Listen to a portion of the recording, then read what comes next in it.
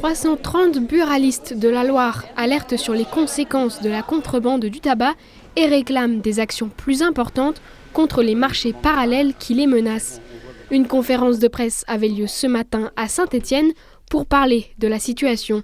On est en colère et on est inquiet parce qu'aujourd'hui le marché du tabac, la vente légale de tabac dans la Loire s'écroule comme partout en France d'ailleurs.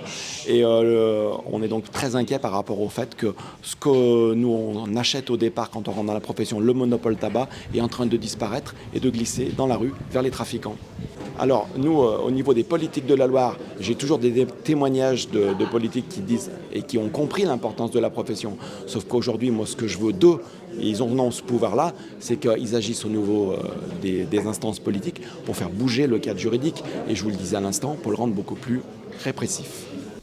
Les buralistes font face tous les jours, souvent devant leur établissement, à l'intensification du marché de contrebande. Le mot d'ordre de cette réunion était « Rendez-nous le monopole du tabac ».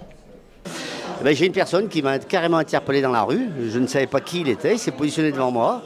Bon, c'est qu'il faisait 1m90, moi j'en fais qu'un 1m67. Il a ouvert son grand manteau devant moi. Et qu'est-ce qu'il avait ? Il me dit « Monsieur, vous voulez pas du tabac ?» Donc il avait son marché ambulant dans sa veste. De chaque côté, il avait achalandé son manteau. Voilà. Ça, c'est un exemple concret. Ça fait 2 ans, voilà, quoi, on ressent une baisse. Pas plus tard que ce matin, je regardais avant notre activité, notre interview de ce matin ou autre, mais c'est vrai que j'étais à moins 11%, d'accord, sur une même période, donc, ce qui est absolument anormal, et ça fait déjà 2 ans consécutifs. Donc où va-t-on aller ? Je ne sais pas, voilà pourquoi on est en colère.